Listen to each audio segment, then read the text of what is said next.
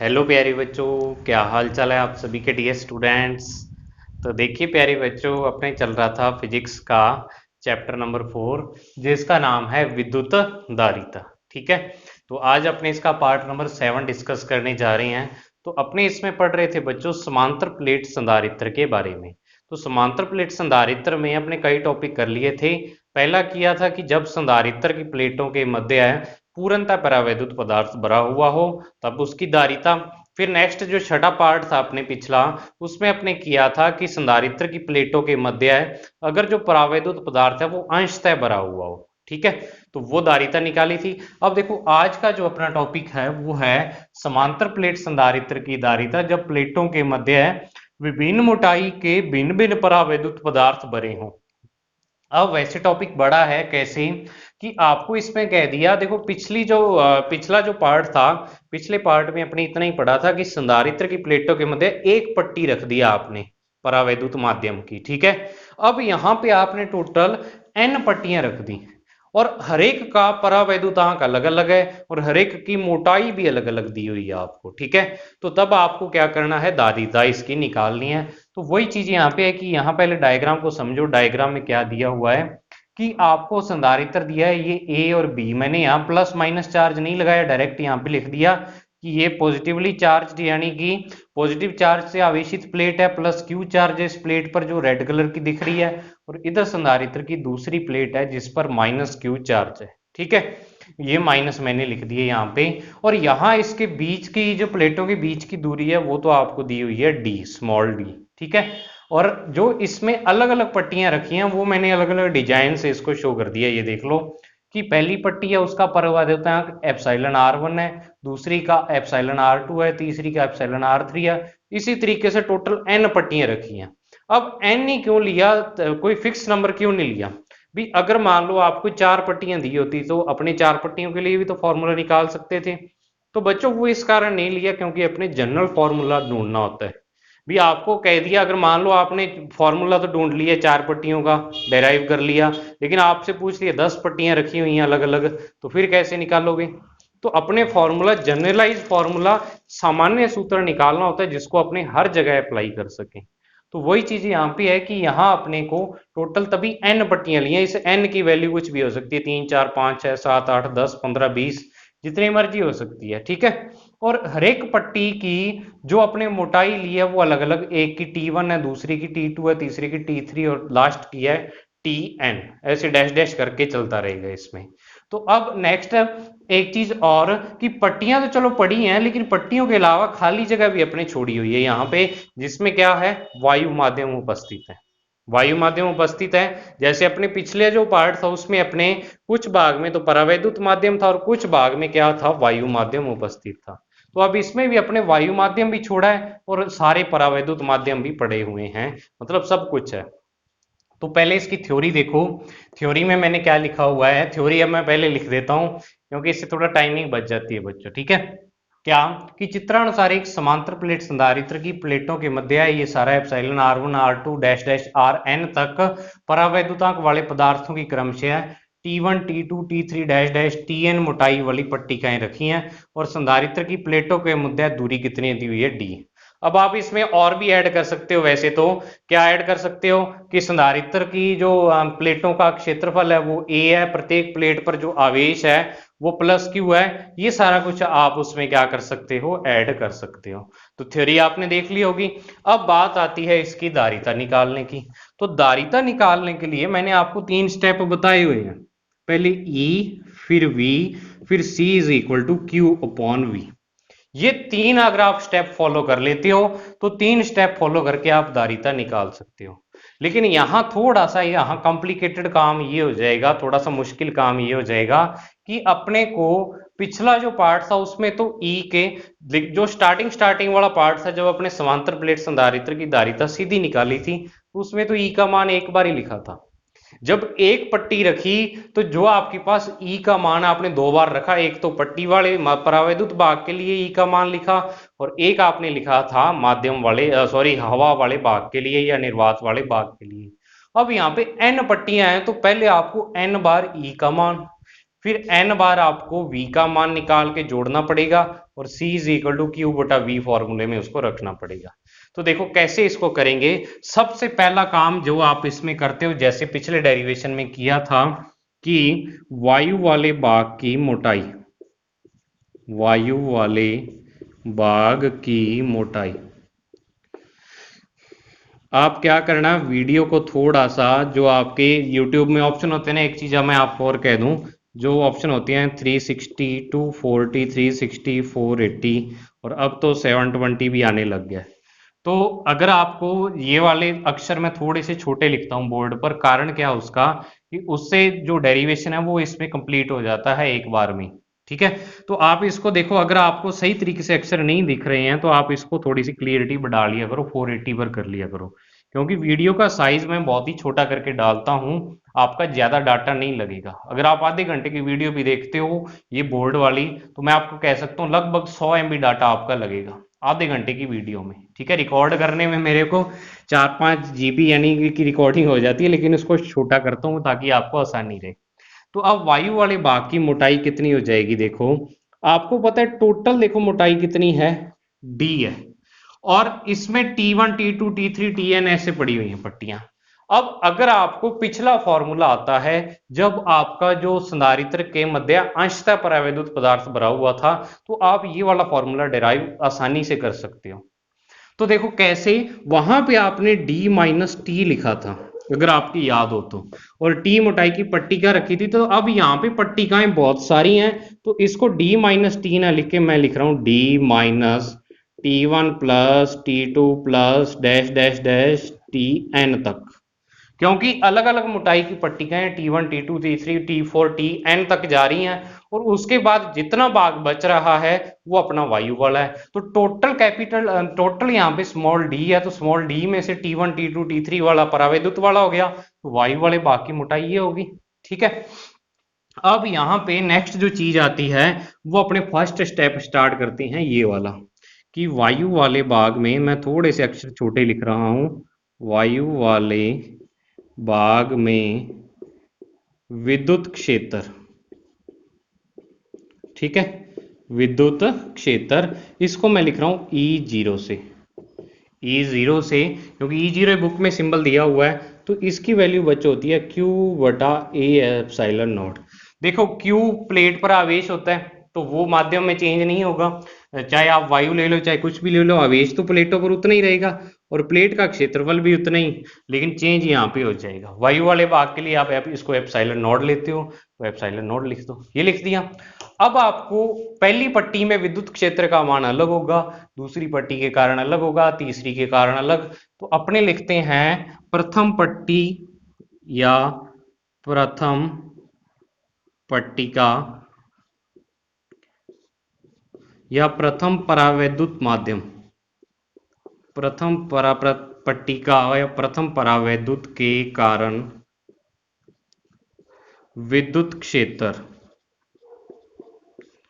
ठीक है, तो विद्युत क्षेत्र का मान इसके कारण कितना हो जाएगा, इसको मैं E1 लिख रहा हूं, तो इसको लिख रहा हूं, देखो बच्चों Q बटा A epsilon not epsilon R1। अब ये कैसे आया, ये अगर आपने पिछला टॉपिक पढ़ रखा है तभी समझ आएगा, नहीं तो नहीं। ठीक है, क्योंकि जो विद्युत क्षेत्र का मान है वो एप्सिलॉन R टाइम्स कम हो जाता है जब इसमें क्या करते हैं, कोई परावैद्युत माध्यम रख देते हैं। बिल्कुल इसी तरीके से अगर मैं द्वितीय भाग में लिखूं, तो द्वितीय भाग में परावैद्युत माध्यम के कारण क्या हो जाएगा, Q बटा A epsilon not epsilon R1। अब इसी तरह तृतीय में लिखूं, एप्सिलॉन R1 नहीं एप्सिलॉन R2 आ जाएगा यहाँ पे। अब इसी तरह डैश डैश करके nवें भाग, ठीक है, nवीं पट्टिका या nवीं पट्टिका के कारण आपके पास विद्युत क्षेत्र का मान क्या आ जाएगा, nवीं पट्टिका के कारण विद्युत क्षेत्र ये सारा, तो ये ऊपर वाला दूसरी के कारण E2 हो गया, nवीं के कारण En हो गया, तो इसको लिखेंगे Q बटा A epsilon not epsilon Rn। ये विद्युत क्षेत्र के मान हो जाएंगे। ठीक है, विद्युत क्षेत्र के मान आपने n पट्टियों तक लिख लिए, क्योंकि देखो एक पट्टी के लिए लिखो, दो के लिए लिखो, ऐसे थोड़ा भी लिखते ही चले जाएंगे। अपने 2 के लिए लिखा और उसके बाद nवीं के लिए लिख दो आप। अगर 3 के लिए लिखना चाहो तो 3 के लिए लिख दो, वो आपकी इच्छा है। तो मैं यहाँ पे थोड़ा सा इसके हिसाब से चल रहा हूँ। आप 2 के लिए लिख दो, फिर लास्ट में n के लिए लिख दो, ठीक है। अब बात आती है विद्युत क्षेत्र के बाद विभवांतर की। तो यहाँ पे अगर मैं लिखना चाहूँ कि प्लेटों के मध्य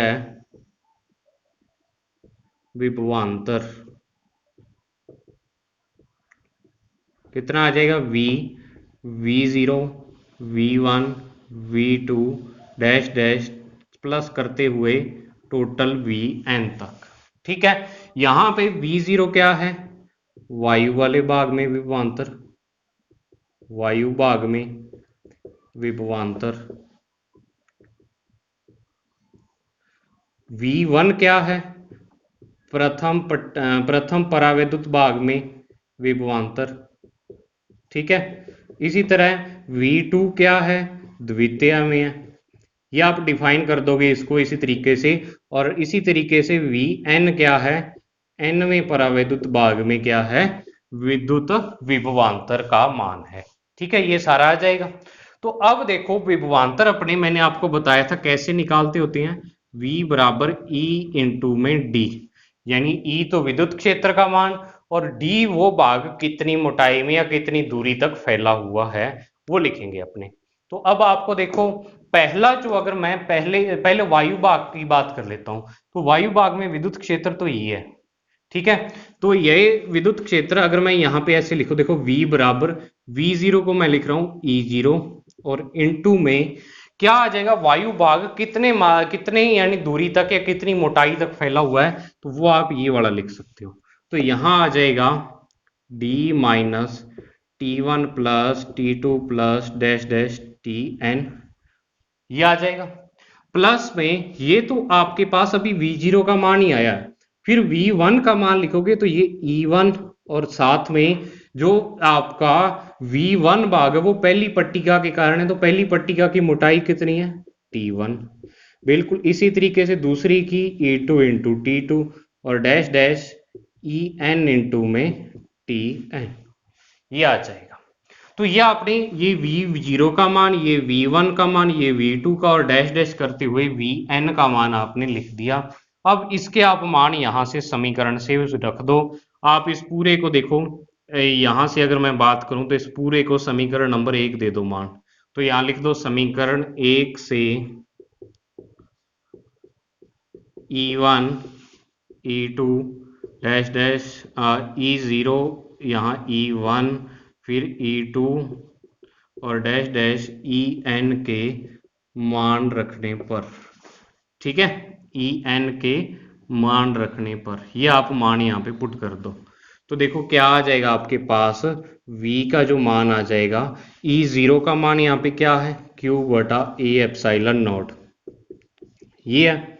फिर ब्रैकेट में ये चलता रहेगा D minus T1 plus T2 plus dash dash Tn, ये आ जाएगा। फिर नेक्स्ट क्या है यहाँ पे E1 इंटू T1, तो E1 का मान Q बटा A epsilon not epsilon R1 into T1 आ जाएगा। फिर प्लस में क्या आ जाएगा बच्चों, यहाँ पे E2 का मान आप रखो Q बटा A epsilon not epsilon R2 into T2 और प्लस डैश डैश करते हुए En का मान Q बटा A epsilon not epsilon Rn और यहाँ पे Tn आ जाएगा। ये आ गया स्टेप। थोड़ा सा आपको लेंथी लग रहा होगा क्योंकि यहाँ पे n की वैल्यू अपने पुट कर रहे हैं, वहां तो 2 ही थी, यहाँ n आ गई है, ठीक है। तो पैनिक नहीं होना, अपने दिमाग पर लोड नहीं लेना, आपको धीरे धीरे स्टेप बाय स्टेप इसको समझते चलना है। अब नेक्स्ट देखो, सारों में से एक चीज कॉमन आ रही है, वो है Q upon A epsilon node. यहाँ भी Q upon A epsilon node है, यहाँ भी Q अपॉन ए, ये भी। तो अपने सारों में से कॉमन ले लेते हैं Q बटा ए एप्सिलॉन नॉट, ये ले लिया कॉमन, ठीक है। अब यहां पे तो बचा ये सारी वैल्यू, ये सारी वैल्यू बच गई। तो ये सारी वैल्यू बच रही है, तो अपने क्या करेंगे, इसको लिखेंगे, देखो D minus T1 plus T2 plus dash dash dash plus Tn आ जाएगा।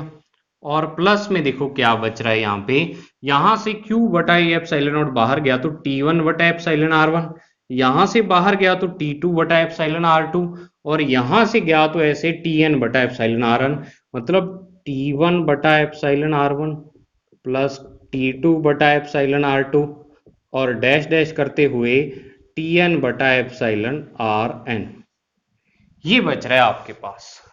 ठीक है, ये वाली चीज कॉमन आ रही है यहां पे। तो अब अपने देखो क्या करेंगे बच्चों, v का मान आपने लिख लिया, तो v के बाद अपने निकालेंगे अतः दारिता। दारिता का मान क्या होता है, c बराबर q बटा में v। तो q बटा v जब करेंगे तो ये वाला v क्या आ जाएगा, सारा इस q के बटा में आ जाएगा ना। तो v बराबर अगर मैं यहां से लिखूं तो ऊपर तो आ जाएगा q, और यहाँ पूरी लंबी लाइन लगा लो क्योंकि ये सारी वैल्यू नीचे आएगी।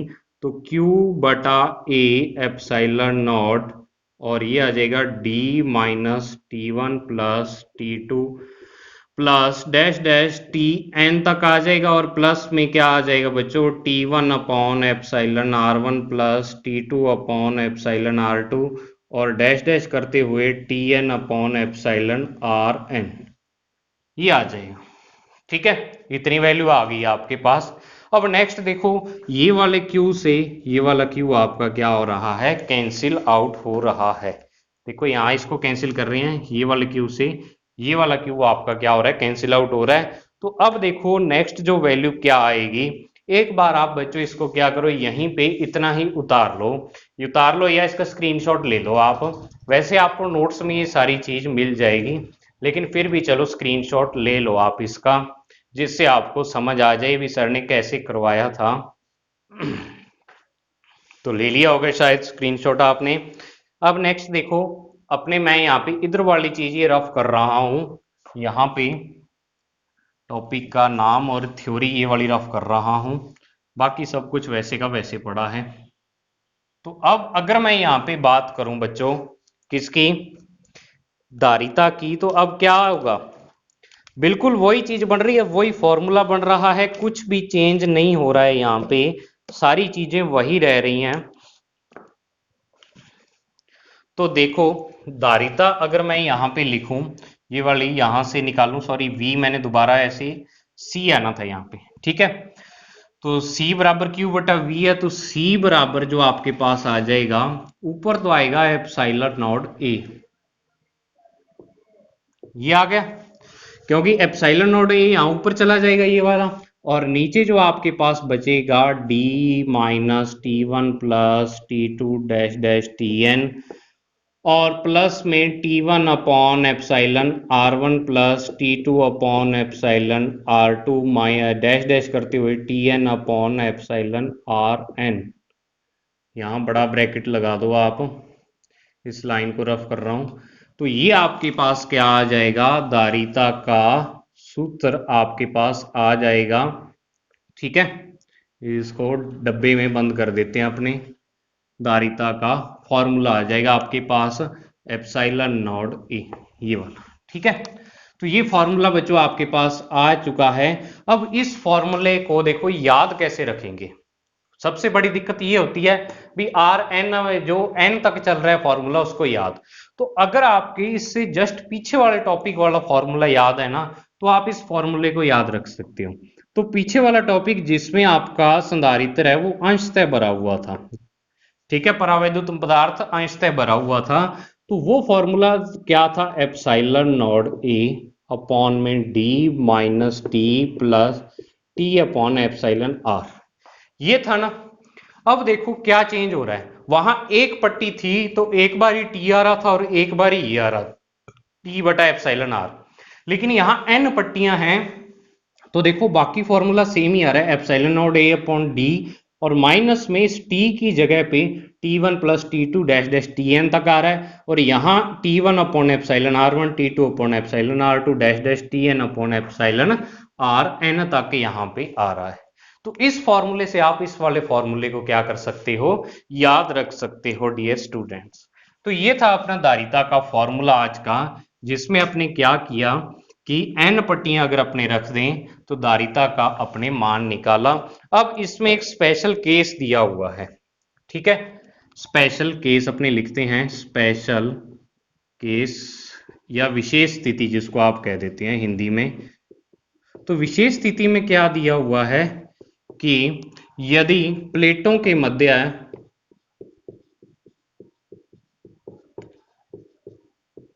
मध्य वायु भाग शेष न हो, वायु भाग शेष न हो, या इसको कह सकते हैं पूर्णतः परावैद्युत,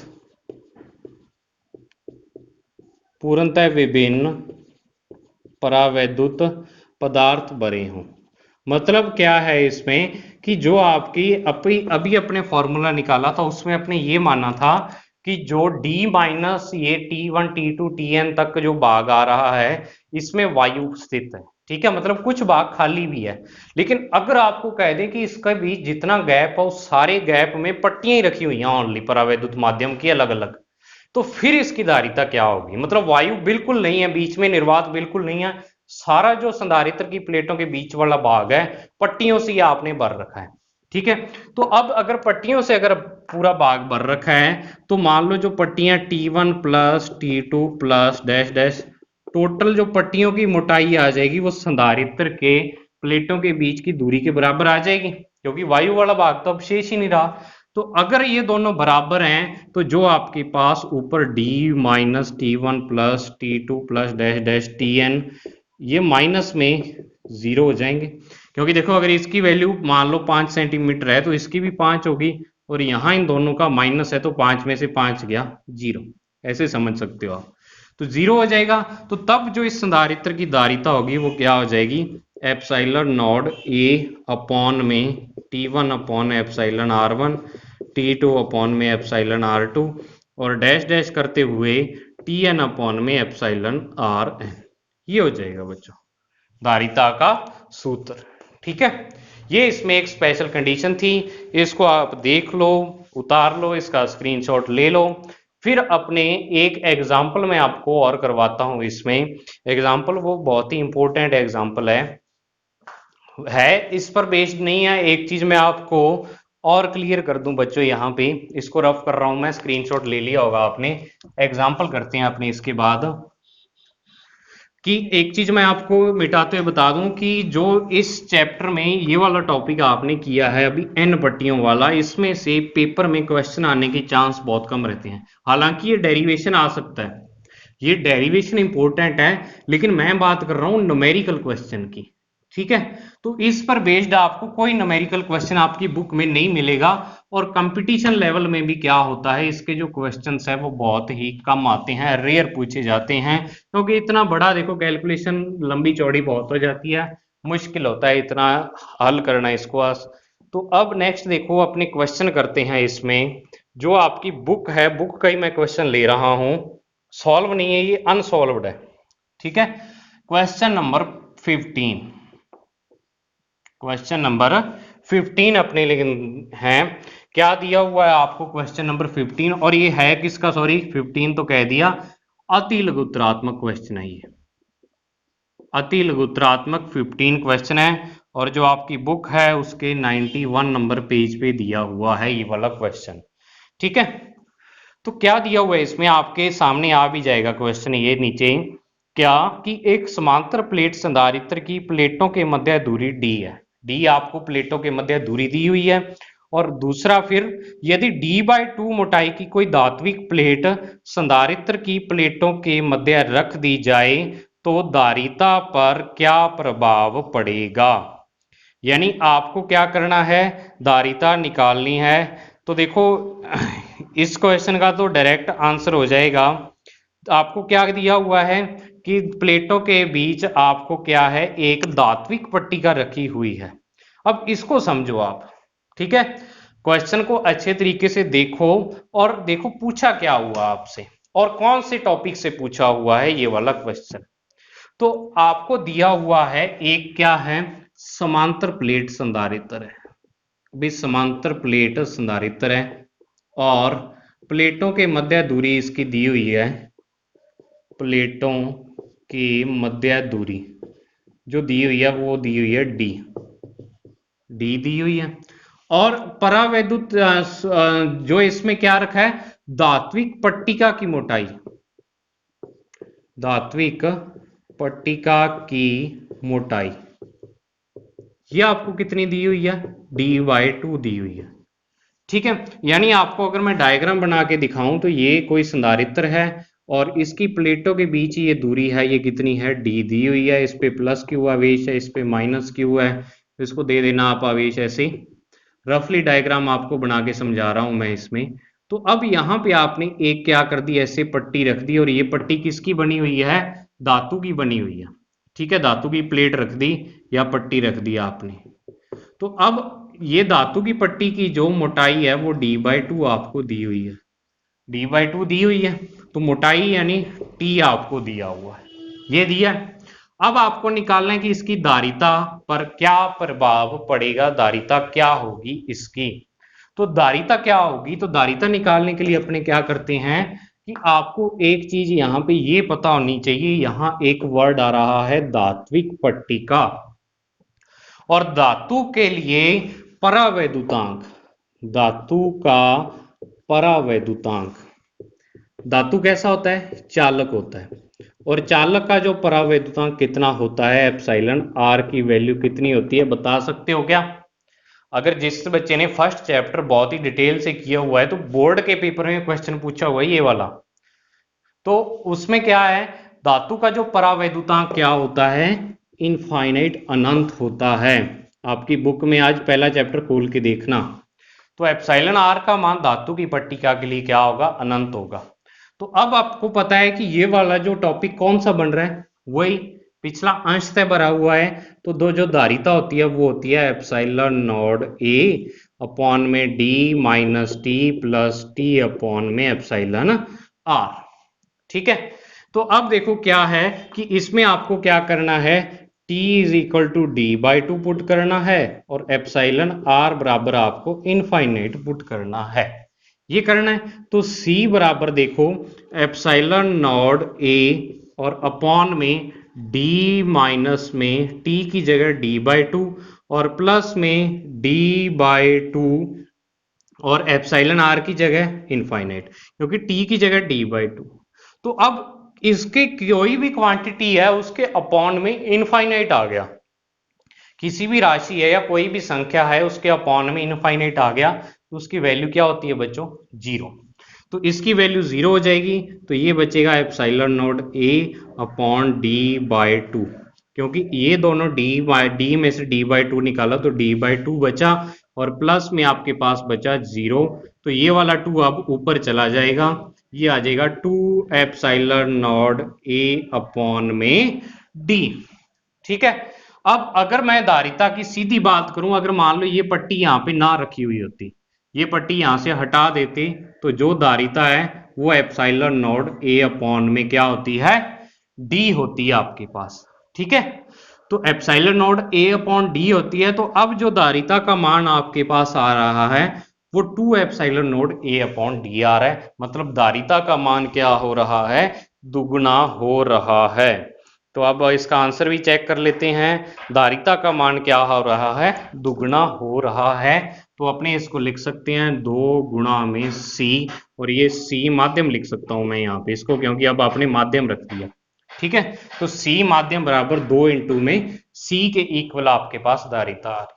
तो ये आपका 15वां क्वेश्चन था, बढ़िया क्वेश्चन था। देखो कैलकुलेशन में कुछ भी नहीं है, इसकी समझने वाला क्वेश्चन है। ठीक है, तो इस तरह से अगर क्वेश्चन को आप चीजों को रिलेट करते चले जाओगे तो आपको क्वेश्चंस आने लग जाएंगे। मेन चीज रिलेट करने की होती है, अपने को ये नहीं पता लगता अभी अब करें क्या।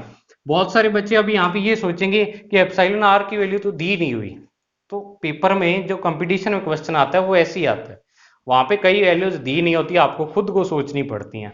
आपको हिंट दे दिया उसने भी धात्विक पट्टिका है, तो धात्विक पट्टिका के लिए क्या होता है, एप्सिलॉन आर इनफाइनाइट के इक्वल होता है। तो ये था बच्चों आपके आज का टॉपिक, एक न्यूमेरिकल अपने किया, अच्छे तरीके से आपको करते रहना और न्यूमेरिकल आप ट्राई करो। तब अब अपने मिलते हैं नेक्स्ट वीडियो में एक नए टॉपिक के साथ। और इसको आप अच्छे तरीके से जारी रखो अपनी तैयारी। Thank you, have a nice day बच्चों।